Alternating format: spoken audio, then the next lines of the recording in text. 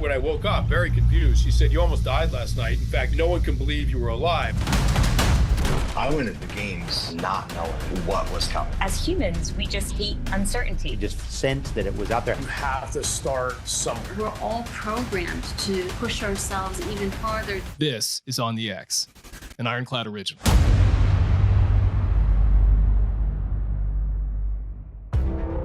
Welcome to On the X. My guest today is Joe De Sena, entrepreneur, ultra-endurance athlete, and founder and CEO of Spartan, the world's leading obstacle race brand. Since launching Spartan Races in 2010, Joe has built a global movement, over 250 events in 40-plus countries, challenging millions to push their limits, embrace discomfort, and redefine their potential. He's the author of Spartan Up and the Spartan Way, sharing his philosophy on grit, discipline, and resilience. As host of the Spartan Up podcast, he interviews top athletes and leaders on overcoming obstacles, not just in races, but in life. From conquering ultra-endurance events like the Death Race and Ironman triathlons to his relentless pursuit of mental toughness, Joe lives what he preaches. He fiercely advocates pushing past limits and embracing hard work. So here we go with Joe De Sena on the X.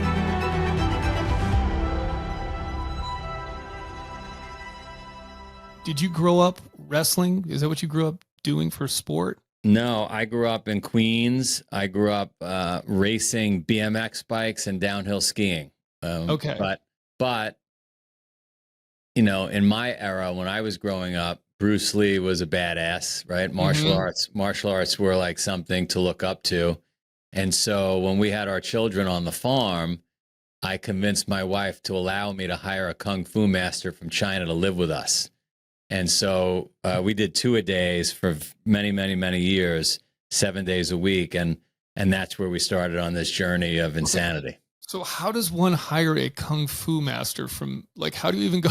I don't even know how you go about doing something like that. So it's not believable, but I'm watching Kill Bill where, you know, a year or two into our youngest, and I'm seeing Uma Thurman train with a Kung Fu master. I get the idea. In Queens, it was all pizza places, Italian food, but there was a Chinese restaurant, not far from my house. Uh-huh. And my parents got divorced, and my mom wanted us eating, a vegan diet. She pushed, super healthy foods back in the 70s and early 80s, and that was really strange. There was no Whole Foods at that time. And yeah, it was strange because I grew up eating like Stouffer's French bread pizzas and shit like that, right? Yeah, it was really bizarre, and my dad wanted no part of it. I wanted no part of it. My sister wanted no part of it. And so my dad said, "Look, I made a deal with Danny at the Chinese restaurant. You and your sister can go there anytime you want and go get Chinese food, get away from your mother's craziness." So I became good friends in Queens as a kid with Danny's Szechuan Garden, the owner of Danny's Szechuan Garden. So when I had this idea 25 years later, I called him and I said, "Danny, it's Joe. Remember me?" We revisited old times, and I said, "I'm looking for a Kung Fu master. I know it's a crazy request." He said, "I got you." And he literally connected me with somebody in China, and I hired a Kung Fu master, flew in from China, spoke no English, and lived on our farm with us for well over 3 years. Holy shit. And what were you doing with this guy on a Just daily training basis? every day, twice a day, because I had to pay him a salary. And so, it was only an hour, 90 minutes in the morning, and that wasn't enough for me to justify the salary. So I said, we're doing it twice a day, 7 days a week. If we go on vacation, he's coming. And we squeezed, a lot of juice out of that. And then I was on Wall Street. So now my youngest at that point, let's say, is 5 or 6 years old. And I'm bragging to my friends on Wall Street at a dinner at what a badass dad I am because I have a Kung Fu master. And my friends are like, "You're an idiot." And I go, why am I an idiot? They go, "Because if you want your kids to be tough, if you want your kids to be, resilient, you got to get them into wrestling." My friend proceeds to tell me that he grew up in Seattle next door to a Green Beret dad who had 2 boys who were my friend's friends. He said the dad for a decade made the boys wrestle at night after dinner in the basement, blindfolded in the dark. Okay. For a decade, to the point where the mom was calling social services. And the kids became really good wrestlers. Like they didn't medal, but they became high level wrestlers, as you can imagine. One became the coach at Stanford University. While coaching, one of his techniques was to bring other wrestlers into the room so that he would give his Stanford wrestlers some different competition. One night, one of those outside kids said, "Coach, I got nowhere to sleep tonight. I got locked out of my apartment. Do you mind if I sleep on the mat?" And the coach said, "Don't be ridiculous. Stay in my apartment. I'm going out with the other coaches. I'll be in late. I'll come back late, but you take the couch." That night, coach comes home, goes into his bedroom, random act of violence. The guy on the couch has a gun, goes into the guy's bedroom, coach's bedroom, strips him down to his underwear, zip ties his legs to the chair, hands behind his back, zip ties his hands to the chair, pillowcase over his head, presses the revolver to his head, 2 a.m, going to kill him. Coach, who is one of the 2 boys that grew up under the tutelage of the Green Beret dad, right, in Seattle in the dark for 10 years, proceeds to tell the perpetrator, "Can you shut the lights before you pull the trigger?" The perpetrator obliges him, shuts the lights. Coach proceeds to disarm him with his head, pin him on the ground, tied to a chair. Shit. Calls 911 from behind his back. Stanford police break the door down. Find a scene from Pulp Fiction. You don't know who the good guy is, who the bad guy is. I hear this story. I tell my wife we're going to California next day. We're going to meet this guy, Jay Jackson. He's since become a great friend of the family, friend of mine. And I want to understand this wrestling thing. So we go out. We spend the weekend with Jay, meet him, meet his wife, meet his kids, and we sent the Kung Fu master back to China, and we brought in an Olympic wrestling coach and started wrestling. Okay. Wow. Yeah. Just on the Kung Fu thing, I mean, all of that is like a movie, right? Like even just the Kung Fu guy coming in and training with your family, that's easily it sounds crazy, but for those listening or watching, consider that we were on a farm in the middle of Vermont, and I was trying to import any way I could some, I don't know, normalcy, if you would. Like it wasn't easy to get a gymnastics program or a baseball program, whatever. Sure. Okay. Right, we're in the middle of the country, and I had this thought. I had this thought that if I could create little, I don't know, structurally sound human beings at a young age before they've even like become awake to the world, that whatever sport they chose, whatever path they chose in life, it would be easier. In other words, I thought in my head, when they're 15, 16, 17, I'm going to have less control. I've got to somehow motivate them, convince them. But at 3, 4, 5, 6, 7, like they just follow orders. And it worked. Was he just training your kids or you as well? Were you doing it too? I did a little bit, but I was 5% of it. The kids were most of it. And it was, the kids needed to see me doing workout. The kids always saw me working out, and we would hike them out and do stuff together. But they also needed that time. It was rugged, by the way. 3, 4, 5, 6, 7 years old to do those. Like they had to be away from me. So how did they respond to that? Were they all about it? Were they like, "Dad, I don't want to do this"? It was just, anybody watching or listening that's a parent and thinks I'm a nutcase, they don't understand that the kids will just follow orders. The kids will just do it, and they just did it. And how old are your kids now? How many kids do you have?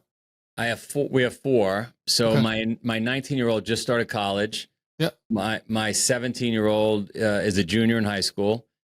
16-year-old is a sophomore in high school, and my 11-year-old is, I don't know, 6th or 7th grade, somewhere in there. Okay. So you're really pretty much similar. I have one who is a senior, I have one who's a sophomore, and then I have one who's a 7th grader. Yeah. So what do they think about that now? Like if you asked your oldest there, "Hey, what reflect on the Kung Fu master, what would he say?" Well, they all speak fluent Mandarin. So I was able to harness that experience into, an unbelievable trait to be able to speak another language. That was good. They, as I suspected, about 2 weeks ago, my younger son, my second son, had a really good performance at a national tournament in wrestling 2-3 weeks ago, and that led to him wanting to do a post, a social media post, which then led to a request from mom and dad, me and my wife, like, hey, can you find some of the old videos of, kung fu, whatever. And when the other kids saw those videos, they hadn't seen that stuff, right, since maybe never. Yeah. My younger daughter was like, holy, like, Dad, what were you thinking? What? So my theory was right. They weren't even really awake to the world. Like, they don't, right? They just got programmed at that young age. And they built tremendous body awareness, and they're super fit little creatures. And so they got a lot of benefits out of it without a lot of pushback, because they weren't at the age where you push back. Yeah. It's funny. So I wrestled in high school too. It wasn't my main sport. My main sport was soccer, but I wrestled in the winter, mainly because I got cut from the basketball team and I didn't know what else to do. And a friend of mine was like, hey, why don't you come join the wrestling team? I was like, okay, I'll go do that. But it is a sport that I think is, when I reflect on my sort of like athletic growing up, so to speak, it is a little bit different than the other sports. Like it requires a mental discipline that even the hardest soccer practice, I don't think, came close to, quite frankly. It's just different. If you ever found yourself coming through Orlando, and if I could bring you, or anybody listening, anybody watching, if I could bring you to the practices down here, I know you've done some really hard stuff. I've got to tell you, what they do in this room, it's hard. I mean, we as a team, we just won a national title. Like this coach has been doing this for 10 years. It's unheard of to start from zero, 10 years in and knock off some of these programs that have been around 60, 70 years. And it's just simply the grind. This guy takes no prisoners. Yeah. And that's kind of your thing, right? Like, I mean, everything that you've done professionally is kind of like, it's in that vein, right? So when did that start for you? Were you like that as a kid? Was it something from your upbringing that sort of imbued that into you? Well, I grew up in, if you saw the movie Goodfellas, I grew up in Ground Zero for Goodfellas in Howard Beach, Queens. And so, it wasn't the Navy SEALs and it wasn't wrestling, but it was pretty rugged, right? You either got sucked up in the hustle and you survived in that environment, or you vanished in one way, or right, you went to jail, you disappeared, you just left. So you're a young kid. I was a young kid. My friends and I, we aspired to make it, to be that person, and that required a certain resiliency, a grit.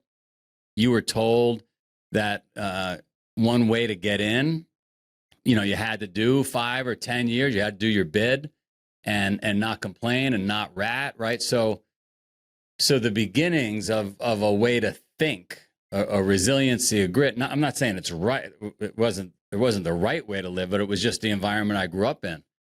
And so I think that's where it started. And then my dad happened to be a crazy entrepreneur that believed in, working 150 hours a week. And if you didn't, I remember a time he needed me to move bricks, and we were going to spend the whole day Sunday unloading a truck of bricks. And so I said to my cousin, you know what, let's just do it tonight, Saturday night. Let's just get it over with. And then we could sleep on Sunday. And so we stayed up till about 3 or 4 in the morning, and we moved an entire truckload of bricks. We got all that done. I was so tired, I fell asleep in the kitchen in my father's house. He wakes me up at like 6 in the morning, and he says, hey, I see you got the bricks done. Now we can go get the other stuff done.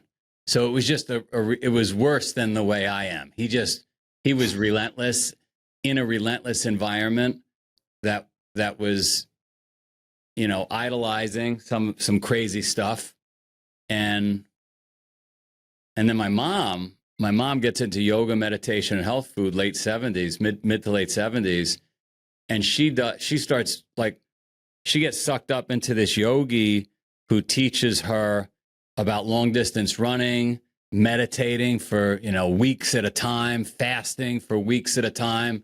So from every angle, I was being pitched some really crazy stuff. Yeah.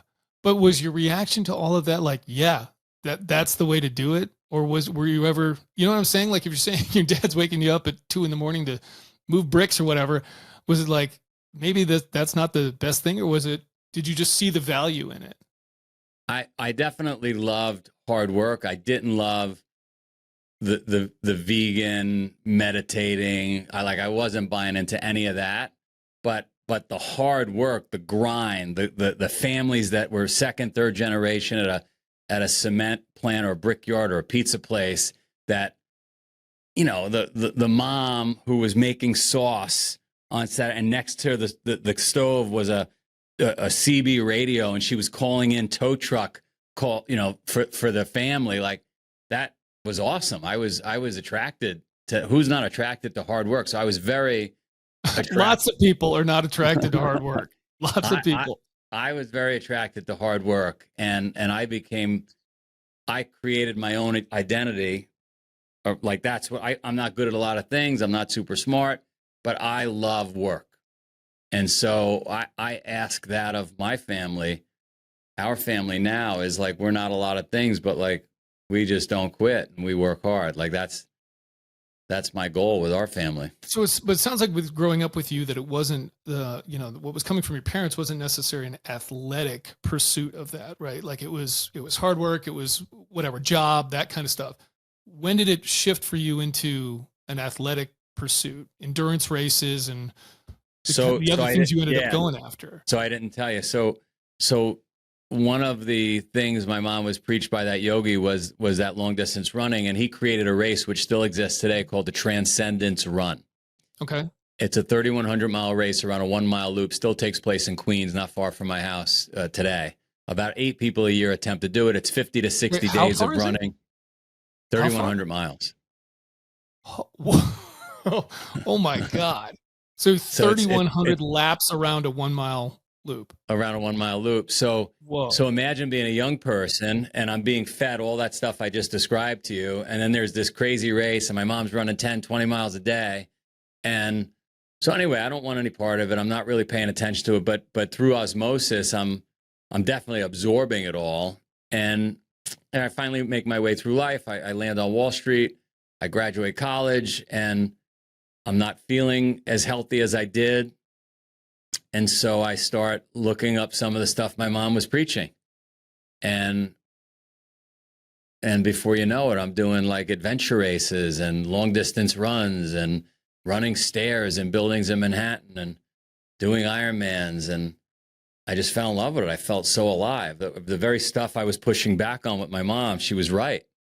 And so I started to brand myself on Wall Street as not the guy that's going to take you out and we're going to drink all night, but the guy that's going to get you to do yoga, and the guy that's going to get you to run stairs, and the guy that's going to get you to run 100 miles. And so that's where it really took hold. But when I think back, I'd forgotten this.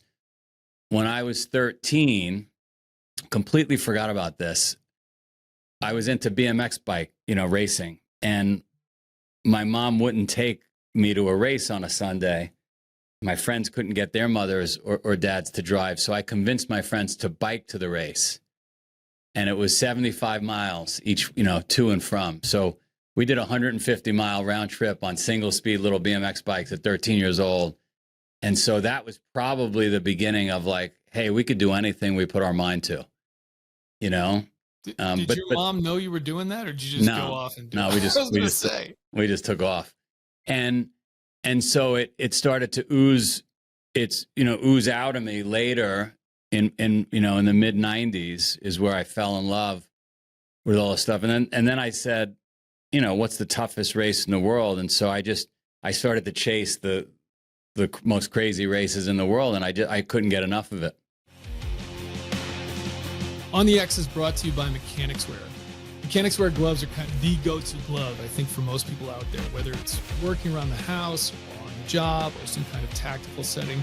That's certainly been the case for me throughout my life, and they've made a whole bunch of improvements to the gloves that they have out there. So they've got the kind of original series here with the Velcro backing, the Velcro close that most people can use in sort of everyday settings, very ubiquitous for various things that you might want to do. Then they've got these fast fit ones, which you essentially just slide on. There's a little loop there around the wrist where you can pull them on. And then they've got the Impact series, which has a reinforced backing to protect your knuckles. And then they've got this lock ring reinforcement around the thumb now, where there's a lot of wear and tear. There's a whole bunch of other improvements to these. And if you go to their website, they literally have a 5 to 7 minute video about each one of these sets of gloves and all the improvements they've made, from the material, reducing the seams, making them more reinforced, making them more moisture wicking. It's clear that they put a lot of care and attention into their gloves. And if you listen to the guy talk on the website, they really love gloves. And I think that that comes out in everything they do. When I'm going out to a hardware store and I'm looking for some gloves, I almost look at everything else as just kind of a cheap knockoff. So definitely my go-to glove, highly recommended. Mechanix Wear gloves, they're available at most retailers on mechanixwear.com and GSA Advantage, and they're proud to offer an exclusive 15% off discount through the ID.me program to military veterans and first responders. So check them out.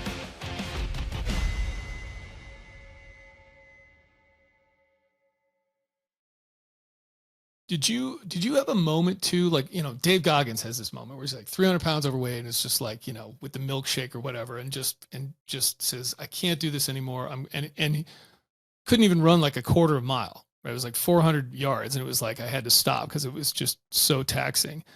Was it like that for you? I mean, because you don't just go from doing nothing to running an ultra marathon, right? Was there like a winding up of this where it's like, hey, I'm going to run a couple miles and I like that. And it's, you know what I mean? I remember doing a 5K and like throwing up at the end, but I got it done. So it wasn't like a 400-foot thing, but I wasn't in super shape. But then I was, all right, we're going to do a marathon. And like, I think the confluence of all that craziness growing up just got me to believe that I could just do crazy stuff. And I always had an enormous amount of energy, and I wasn't 300 pounds. I wasn't super fit, but I wasn't 300 pounds. And it's so easy to do endurance because you don't have to win. You just got to finish. Right. And so, somewhere along the line, I picked up that I understood that theory, and like, I just got to get it done. I could sit down if I have to, I could walk if I have to, but I just got to get it done. Not that big a deal. Did you do that 3,100 mile thing? I never did the 31. I bicycled across the United States, but I never ran, shamefully. I never ran that race. I probably need to get out there at some point. Yeah. How long does that take people to do? 50 to 60 days. Oh, like, so is it just wake up, run all day, go to sleep for sleep in your 2 car, months? wake up, go again. Oh my gosh. It's an interesting thing, right? Because I've always been a business person first and then an endurance athlete second. And I don't know if it's just an excuse or not I've come up with, but I'm always too busy. I've always got a business to run. I've always got something to do. So I've never been able to like take 2 months off, but I really would like to. Like, my dream, I want to do the entire Great Wall, but I talk about it. I do have to unplug from my life to get that done. Can you do? Is that legal? Can you? Not really, but I know enough people. We have we have people all over the world with our races, so I could get it done if I. Okay.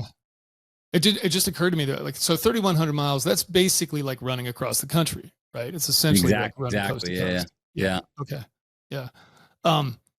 So when you kind of got into this, did you have a goal? Was it like, okay, I want to complete X amount of Ironmans or do this race or Badwater or, or whatever? Or was it just kind of like, I just like this and I'm just going to keep doing it? I didn't know about all these races, and it was very early. There was no social media at the time. Yeah, it was mid 90s. So I really didn't know what existed. I was asking people like, what's harder? Give me something harder. I just need to test myself. I got to find out who I am. And so I was just checking them off, but they weren't sought after. These were not well attended events at the time. And whatever I could find, I would go do. I'd leave typically on a Friday. I owned a trading firm at the time. I'd leave on a Friday. I'd get to wherever I'm going. I'd race for a couple of days and get back in the office for Monday. So whatever I could squeeze in. Some of them took me a week. I'd lose a week, but and that would hurt the business because I loved it. I loved it. I don't know if there was a real, at one point I was in a bad car accident in 2004 and I was my friend fell asleep driving and he hit a tree and I went out the window. Yeah. And my leg was ripped out of my hip and the doctors had given me some grim results. You're not going to run like you were, whatever. And of course. And that's what you expect, right? Yeah. And that got me pretty motivated to like rebuild myself and make sure that what they were telling me wasn't true. And so I went out and I was on an Ironman kick at that moment for a long time. But I didn't really enjoy the Ironman. I had this thing with Ironman was my problem with it was very curated, right? Like there was not that it's not incredibly difficult, but like there was water and aid stations and I was used to stuff that was more self-supported and like, figure it out. You've got a backpack, you're carrying your own gear, your own food. So you mentioned college in there and I just want to pause on this real quick because you applied to Cornell 4 times before getting in. Is that right? I did. So just walk me through that. Like what kept you, what made you want to go there so badly? And I just love that story, I guess, because it's a great lesson of like, don't take no for an answer, which I think is kind of an important lesson to teach people these days. I think people are too swayed by, oh, well, I didn't get accepted or whatever it may be. I'll go a different route, And by the way, both my parents went to Cornell too, which makes it more interesting for me. Well, as you say that, I never really thought about it. As you say that, I think I learned that in the neighborhood that you got to ask 5 or 6 or 10 times or go through the door, over the door, around the door, find another door. That was probably a trait we learned in the neighborhood. I would hear my dad talking on the phone or doing business or whatever. Like it was, you just don't take no for an answer, right? Like, I remember him teaching me as a kid because I had a little construction business when I was growing up, and he taught me that, it's not good enough to place an order with the masonry yard or the lumber yard or whatever it may be, but you actually got to be there at 6 a.m. when they're loading the truck and make sure that the lumber or the bricks, whatever it was that you ordered, show up on the job site on time. You gotta actually call your employees at 5 a.m. and make sure they're showered and ready to get, because if you don't have those things happen, if those dominoes don't fall, your business is threatened, right? You've got a bunch of guys standing around waiting for lumber that didn't show up, bricks. So I just learned how to take it into your, in your own hands at a young age. So I had no interest in going to college. I had no interest in going to Cornell. Didn't matter to me. But when I was graduating high school in Ithaca, my parents were divorced. Mom lived in Ithaca. Dad lived in Queens still. I was planning on going back to Queens to go get my Chinese food, run my business, be around my dad, figure out how to get a Cadillac someday, right? Like I wanted all that stuff. And my friend at Ithaca High School, John, said to me right before graduation of high school, he said, "Hey, why don't we go to Cornell?" And I said, "Well, how the hell would we do that?" He said, "Well, my dad's a professor. He can get us in," which made perfect sense coming from the neighborhood I came from. Like, we got a guy, right? We got a guy. Yeah, we got a guy, right? Yeah. Right. I know a guy. We got a guy. So, all right, I called my dad. Going to get an interview at Cornell. He's bragging to everybody about how his son has got an interview at Cornell, right? Anybody can get an interview, but it was a big deal. Did the interview. Interview went great, but neither of us got accepted. And so my fate was sealed, but maybe not. I don't know. And my friend said, "Listen, don't give up.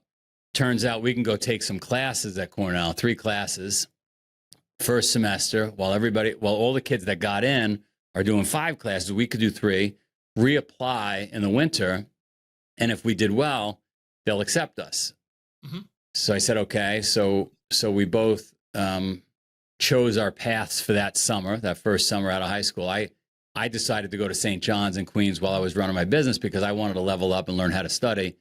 He decided to go out to Vegas and party because he was like, if I got to get serious in September, I want to party all summer.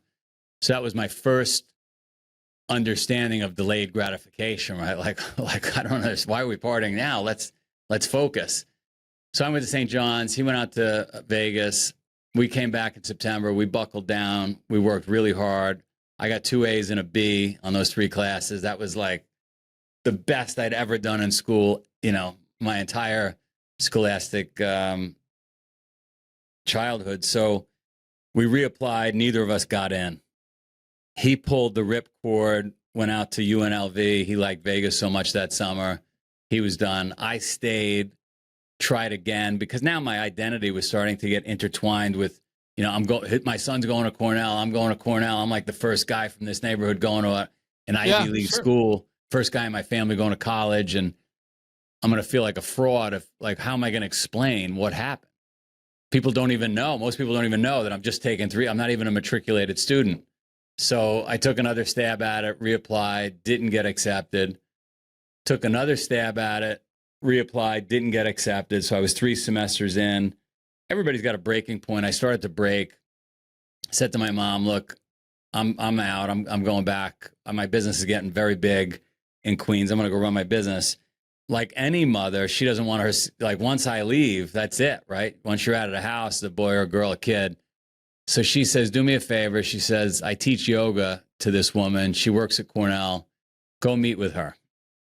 And I was thinking, my mom doesn't really have any connections, but out of respect for my mother, I'll go meet with this lady. So I go meet with this woman, Professor Anita Racine. It's unbelievable that I remember her name. And I sit down with her, and she looks at my grades, my transcripts, and she's like, oh, your grades are pretty good. She says, do you like textiles? I didn't even know really what a textile was. She says, because I run the Department of Textiles and Apparel. There are 92 women in the department, no men. We want to get some more men in the department. I go, I love textiles. So next thing you know, she accepts me into her department, and I become a matriculated student at Cornell, and she changed my life. And we became friends, and yeah, it was game changer. I ended up graduating on time. I hustled and filled in all those credits that were required, and yeah, and so far none of my kids have chosen Cornell, which is a bit annoying. Yeah. It's funny. So, I haven't spent a ton of time up there, but I have this like weird connection to that area because, like I said, both my parents they met there in Latin class at Cornell, class of 69. And I was born in 69. That's funny. Okay. And then my roommate in high school is from Ithaca. And so he grew up there. Like he's my like roommate, best friend, like we're best man in each other's wedding, like all that kind of stuff. Like his wedding was up there. And so, yeah, I have this kind of like odd tie. I'll be up there next weekend. So Cornell, believe it or not, this is unbelievable. I got to pinch myself. If you ever go up there, attached to the wrestling room is a Olympic regional training center for wrestling. Okay. And Cornell built an $11 million building there on campus. It's called the Spartan Regional Training Center. And my name is on the wall. It's unbelievable. I got to pinch myself. Here's a school that I barely got into. I, punched way above my weight, and then somehow it's just unbelievable, the whole thing. Did the textile stuff like translate at some point into what you do at Spartan? Like, was there stuff that like helped out? Yeah, if I had to do it again, I'd study textiles again. Why? Because at that time, the country, the United States, was completely upside down. All these factories, all these mills were getting shipped overseas. Complete disruption to the whole industry. We got to study that. We got to study, how some companies are surviving, how some companies are failing, what quotas look like. We were learning business, but the business of a really difficult business. The clothing business is a very difficult business, and then a little bit of design. We studied a lot of chemistry to understand fabrics and actual threads and man-made products. And then the huge benefit, I laugh all the time, is I could watch any movie and see women's hemlines and tell you what era that's from. Oh wow, that's a unique skill. I can definitely not do that. So you're doing all this, like, the the endurance stuff, but working on Wall Street. At what point did you make a change? Want to make a change? Say, I'm going to go do something else. Like, at what point did the whole kind of turn this into something, Spartan Race, become something for you, and why? Well, so here I am racing through the mid '90s. It's early 2000s. It's before September 11th. I've got my office on Wall Street, very close to the towers, and I started dreaming about, while I was competing in these events, I started dreaming about, could I make this a business? Could I actually not have to do the business I'm doing for money and instead do a business I would do for passion? And in 2000, while I still had the firm on Wall Street, I started playing around with this idea. My first brand was called Peak, PEAK.com. I bought that URL. Put a race on with Richard Branson down in the British Virgin Islands. It's called Expedition BVI. It's 25 years ago.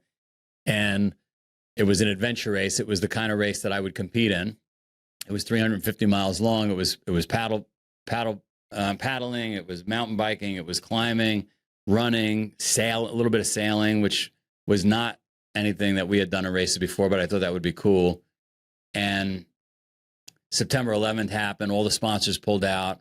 But I said, we're gonna do it anyway. Like, we're not gonna have them shut down our event. So I took a stand. We put on the event. I lost the guy for 8 days, gone, vanished. Found him on a deserted island, Little Tobago, 8 days later with the Coast Guard, alive, whoa, thank God. And clearly shouldn't have put on another event. I clearly wasn't good at this. But I'm a glutton for punishment. And, over the next few years, we kept iterating until we can get something that worked. And the reality was, because I came from that introduction of 3,100 miles, as an event, and then I was competing in 350 to 500 mile events. And then, like, I couldn't really lower my standards to put on like 10-mile event, right? That just didn't seem... Yeah. It wasn't aligned with me. But after iterating from 2001 to 2009 with all these different distances and styles and none of them, I couldn't get any of them to work. Finally, in 2009, I said, okay, military inspired obstacle race, 3 miles, 18 miles, 3 miles, 8 miles, 13 miles, and 700 people showed up, which was more people than I had in the entire preceding 9 years. And so I said, wow, this is what the populace wants. And so I kept tinkering. 2009, 2010, Spartan was born, and then we were off to the races. How did you get linked up with Richard Branson? That's not a normal thing for, like, yeah, that's like not something that most people are like, oh yeah, I just kind of did this thing down. You remember the year 2000 when everybody was worried about computers and the world was going to end. Yeah, Y2K. Yeah, Y2K. I rented a giant hotel chain, like 150 rooms I rented in Tortola in the British Virgin Islands, and I brought all my friends and family down there because if the world was going to end, we were all going to be together down there, and okay. and that's how I made that connection. Okay, just like randomly, you were down there and met him or something, or yeah, he has an island pretty close to there. And so I lived in St. Thomas for 3 years too. So like you know it. Yeah. Yeah. I'm very familiar and loved it down there. I still have a lot of friends down there. Yeah. Yeah. Yeah. There's actually a great race. I mean, it's not as long as everything you're talking about. There's one every year on St. John called 8 Tough, where you run up and over St. John. And for like normal people that don't run 350-mile races, that is a rough race because you are straight uphill for 4 miles and then straight downhill for 4 miles. And the downhill is almost worse than the uphill because it's just like slamming your knees for like 45 minutes going downhill. I love it. I love climbing. But kind of unpack that a little bit, because when Spartan came on the scene, was there anything else like it out there? Were there other?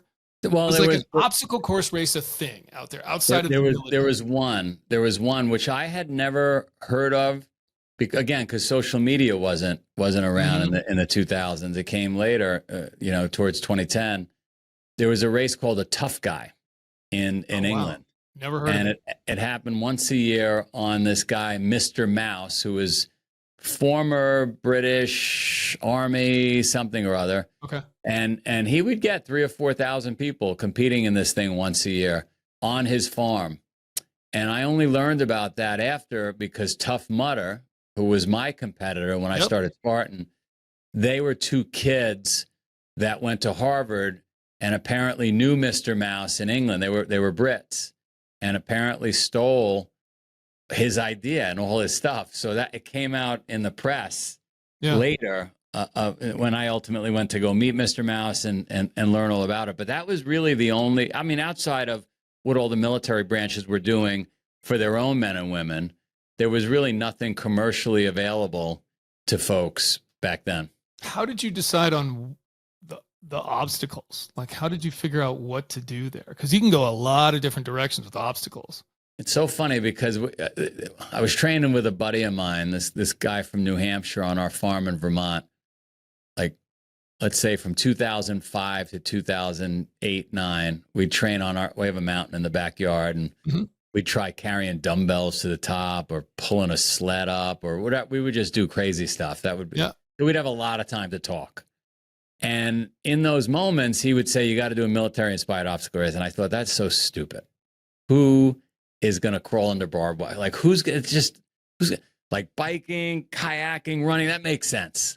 But this, it just doesn't make sense. And so in those moments, in those 4 or 5 years of him and I doing this crazy training, we had lots of discussions. And it was obvious that it should just mirror what they do in the military. And then we added to that, right? We added the spear throw. We added a bunch of obstacles because we had creative people working for us. And I always wanted it to be a sport, a legit sport. I wanted to get in the Olympics someday. And the reason I wanted to get in the Olympics is because when I raced BMX as a kid, BMX went in and out of favor. And then it became an Olympic sport. And that made me feel good. And I thought, if we're going to do this and it's going to have, it's going to last the test of time, it's got to be an Olympic sport. So unlike Tough Mudder, which took a different route and made it more of a community team building event, which was awesome, I wanted ours to be timed, and we wanted to rank you, and this was going to be in the Olympics someday. So that's how it came to be. Did Tough Mudder, because when I think on like the obstacle course races that are kind of, is Tough Mudder even still around? Are they still around? We own them. Yeah, we own them. Okay, yeah, good for you. But when I think of the ones that are kind of either out there now or have been out there, that's the other kind of big one that comes to mind. But there was like a seal inspired one called Battle Frog for a little bit. I remember. We know Battle Frog. We know all of them. I had 800 competitors at one time. Oh, whoa. Really? Yeah, 800. Anybody with a screw gun and a hammer started an obstacle racing. Yeah. No, I mean, it was very kind of trendy, right?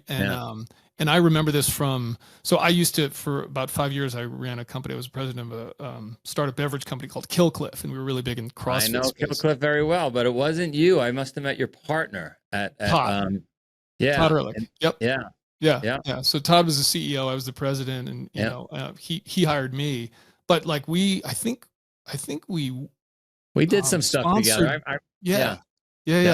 Yeah. But I remember going like Tough Mudder. We even went to like their headquarters in New York. They were starting up like a little spin-off thing of gyms and all of this kind of stuff. And this was kind of like the real heyday of CrossFit Games, gathering all this momentum, and there was tons of momentum behind it. But my question there was, were you the original, like was Tough Mudder a derivative of you guys, or did you come onto the scene at the exact same time and just happen to be doing the same thing?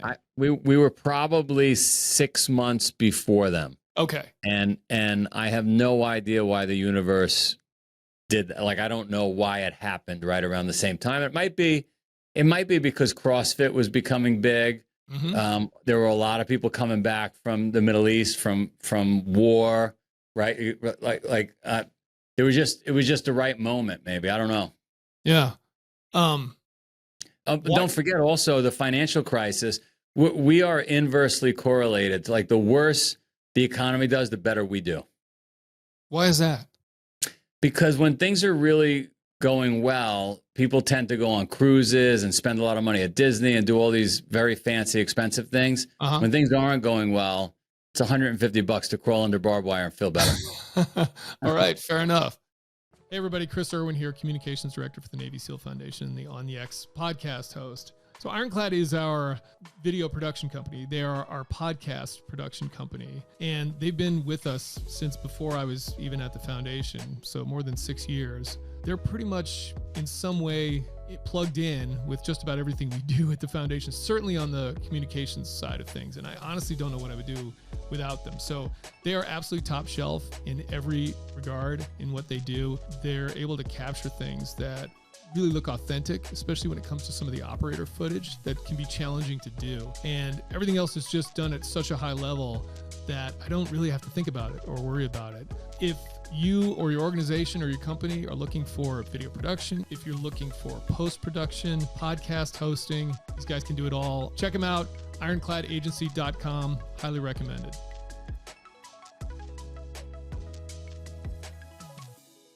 Where did Spartan come from? Like, you came up with it, right? Like, if I remember from your book, but was it just because the other thing I think about is these days, kind of everybody knows that, right? This sort of like the myth of the Spartans, I think, is much more omnipresent in just kind of general culture, where I feel like, because I don't know what the timing was, but I feel like pre the movie 300, I don't know that it was that prevalent in people's minds. Like, maybe if someone had read Gates of Fire, which is where that movie comes from, but you didn't grow up hearing about Thermopylae and, like, you know, not necessarily. So yeah, kind of where did that come from for you? Did you just know that story?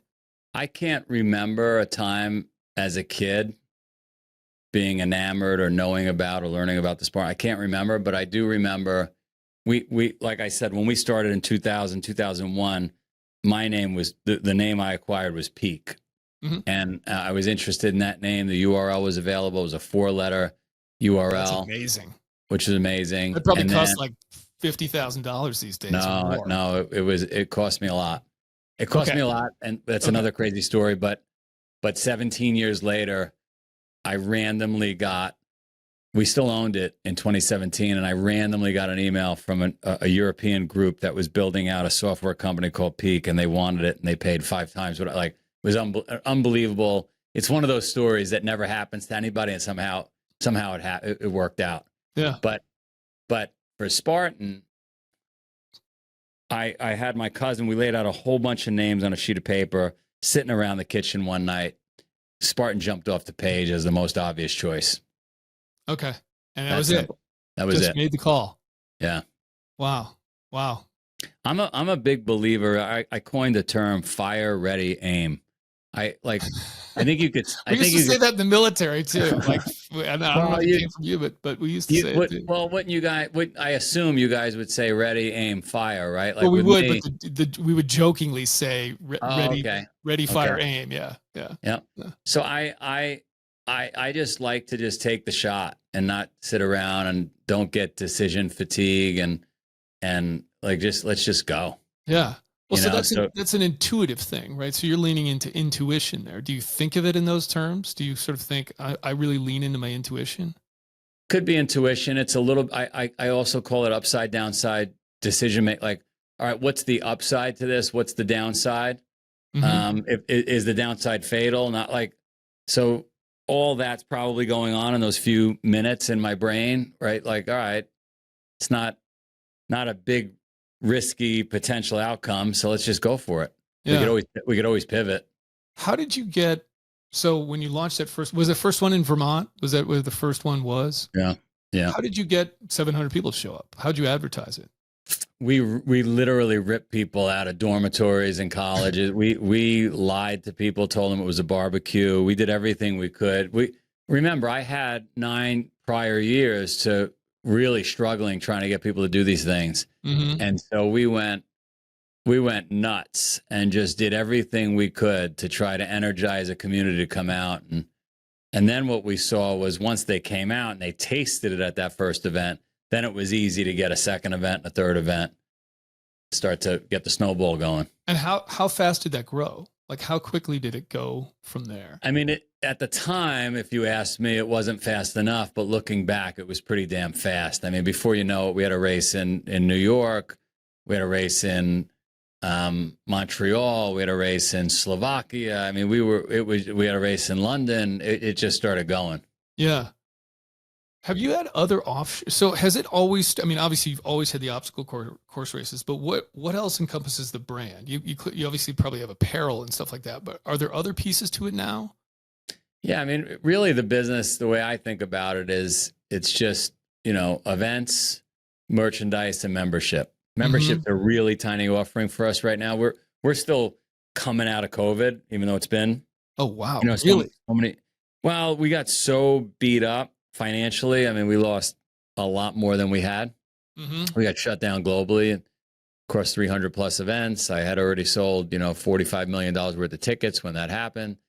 I gave everybody two tickets for every ticket they bought. So I gave away $90 million worth of entries just a disaster. But miraculously through sheer, I don't know, unwillingness to quit, we're coming back strong. Yeah. Yeah. Wow. I didn't even think about that, but yeah, it makes total sense. What along the way, like if you could go back and do it again, what were things that you were missteps? Was there anything you did where you're like, that was a mistake, we shouldn't have done that with the race? Couple of big missteps. One misstep was not really investing early days in a back end technology system, capturing the data and just being like data scientists. I don't know if I was 100% bought in that this thing was going to be as big as it became. So I wasn't willing to invest that. We were spending a lot of money fighting with Tough Mudder, and huge mistake there. I would say another misstep was not buying insurance for things like COVID. That was a big misstep. Yeah. Okay. I don't know. I really can't complain about anything else. We've worked our asses off and we built a brand that the world knows. So, So to that point, was that conscious? Were you thinking, I really want to build a strong brand here outside of like a great race, right? Something that challenges people. Was there a branding element to it too that on your mind? I think as Spartan became more and more known, and I started to get really excited about the history of what the word meant, and going to Sparta, Greece, and holding a race there, I became really excited about the brand. Yeah. What do you think it takes to do that too? I just think of like other people that are starting businesses out there, they're entrepreneurs, whatever, and they want to, because one of the things that's so striking about something like Spartan is people that get into it and really fall in love with it, it becomes part of their identity. I mean, I see people all the time walking around with Spartan shirts on and backpacks and whatever, completed this X race. They become, like I'm a CrossFit guy, like sort of becomes part of your identity. I'm a CrossFitter, right? Like say that about myself. What do you think it is about Spartan that does that? Like, is there something specific? Is it just the common struggle aspect of it that is so necessary for people to kind of feel I think that what happens is we are, as a society, right? We're told not to get dirty. We don't play in mud. We don't go outside very much anymore. We're not connected eye to eye and, giving people handshakes or hugs, right? And so, and we're used to everybody serving us, right? Tremendous customer service our whole life. And then you come out and you do this race and you're handed a hose to shower off with, and it's ice cold, and you've got, cuts and bruises. Like it's the anti-customer service, like, right? Like we're torturing you. And when you're out there, it sucks, but then you're meeting people along the way, and they're cool people that you didn't know before, and it's shared suffering. You're struggling together. You're building friendships. And then all of a sudden you get to be a little different than everybody else and call yourself a badass. And so, I mean, they're joining the military for a day. And how awesome is that without the 6 or 8 year commitment? Yep. Right. Like that. I think that's, and then a large percentage of them just get hooked.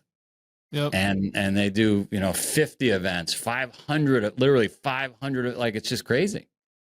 500, so far kind of thing, not like in 1 year, obviously. You can't. No, so far. Yeah. And there's a bunch of those nutcases out there. And I say that with love, like in a good way. And look, people are not going to church as much as they used to, no matter what denomination they are. And so things like this become, just like CrossFit becomes the church in some ways. Yeah. What's in terms of the business itself? Like you said, you bought Tough. Have you purchased other? Yeah, we've got the toughest paddleboard race in the world in Hawaii called M2O. Love to have. We should have the Navy SEAL Foundation tied to that event. That's obvious. Let's talk about it for sure. We should talk about that. We've got the toughest mountain bike race in the world called La Ruta in Costa Rica. We've got a hiking business called Highlander Adventures. We've got a trail business with crazy trail runs, because I did a lot of that as I described earlier, all over the world, places like Patagonia or in the mountains in Spain. We've got a business called DECA, which is a competitor to High Rocks. It's indoor functional fitness business. So we want to be the Louis Vuitton, right, of hard shit. So Louis Vuitton has a whole bunch of brands under their house. Yep. And so we want to be the house of hard. Yeah. And are you still privately owned? Like you still own it? And I do. And is that like, is there like an end state here, like an IPO or anything like that? Or is it just, I'd love to take it public. I had a vision. I had a plan. We were on track pre-pandemic. I went into the valley of death, and I'm 80% out of the valley of death. Yeah. Okay. Got it. How old are you at this point? 56. 50. Oh yeah. You said 69. That's right. Yeah. Okay. So you're a little bit older than me. I get the feeling you're not the type of person who's going to slow down all that much as you get older, though. I keep thinking about it, but I don't feel slow. Do you still race? Do you still go out and do endurance races on your own? I train every single day religiously. It's very rare that I take any day off. And every year I try to get something on the calendar. It could be a 50 miler or some big bike ride or something. That's just, it's just so not, I like other things, but that kind of stuff, that ultra endurance thing is just not. I've run a few marathons. That's about it, though. And it's not in the cards for me. Not my thing. It's so easy that I cheat, right? Because you just got to put one foot in front of the other and get it done. Yeah, fair enough. Yeah, I guess what else with Spartan then, with the future with it? Are there other things you're trying to expand on or grow into, or new countries? I think it's expand on all the offerings we currently have. There's so many holes in the calendar and geographies around the world to add more events. There's so much more opportunity to market and media. We got into the Olympics, knock on wood, 2028 obstacle be in the Olympics. Yeah. Oh wow. Yeah. Took 7 years, and it'll be part of pentathlon in LA, which is amazing. So how's that going to work then? Is it so what's that look like in terms of an Olympic event? So pentathlon is 5 different disciplines. I actually did modern pentathlon in grad school. So you'll appreciate it. So equestrian came out and obstacle went in. Okay. So really? we replaced equestrian. So if that goes well, knock on wood, hopefully that goes well, then hopefully obstacle could then stand on its own as its own discipline. Oh man, that would have been so much better for me in grad school. The amount of times I got thrown off a fucking horse over an obstacle or through an obstacle by myself, I had to spend all that time with horses. Oh my God.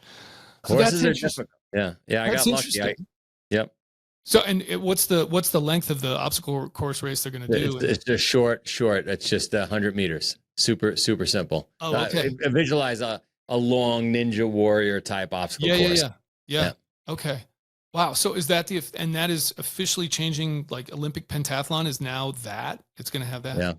Yeah. Wow. We're going to see, unless, hopefully everything goes well in LA, and then we'll take it from there. But we've got a lot of support. And some of the old legacy folks that have been part of the Olympic Committee forever, and probably very,